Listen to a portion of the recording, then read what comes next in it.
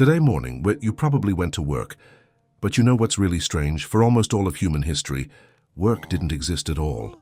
There was no pay, no bosses, and no one even knew what Monday was. But don't be too quick to envy. A life without work did not mean a life without labor. Every morning began with one single question: will we be able to eat today? If the answer was no, no one opened the refrigerator, because refrigerators didn't exist yet. Food couldn't be ordered. It couldn't be bought. It had to be found before someone else did. That's why every adult woke up with work to do. Only then it wasn't called a career. It was called surviving until evening. The most amazing thing is that people worked much less than we do today. But the main question arises: if there was no work yet, what were people doing all day? Let's say you were born 20,000 years ago. You open your eyes with the first rays of the sun, and your day has already begun. But no one asks, what time is work today? Everyone knows this without saying it. Some will go hunting. Some will search for berries and roots, and some will stay to guard the children. Even the children didn't sit idle. They learned by observing the adults, and one day they became hunters themselves. You notice one strange thing. No one is in a hurry, but no one is idle either.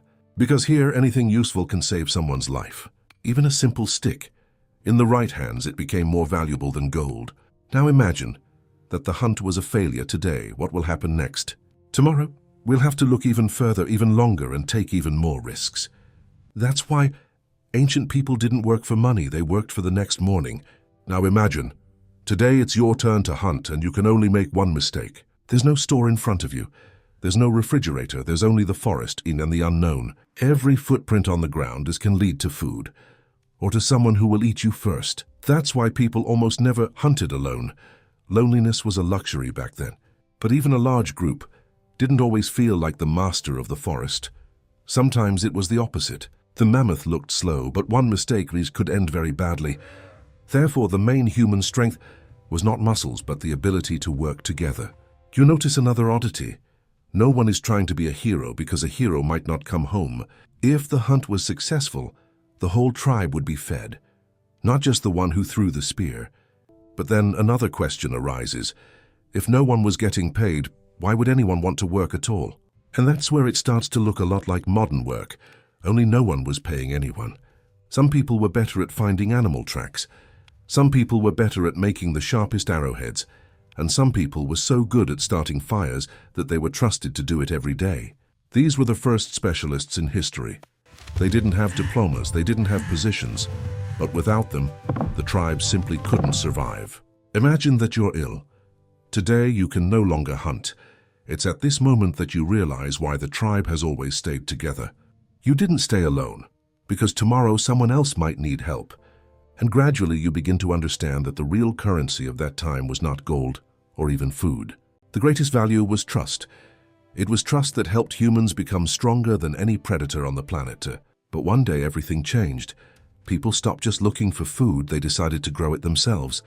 And that's when a whole new era began. Now, getting food that could take more than a day.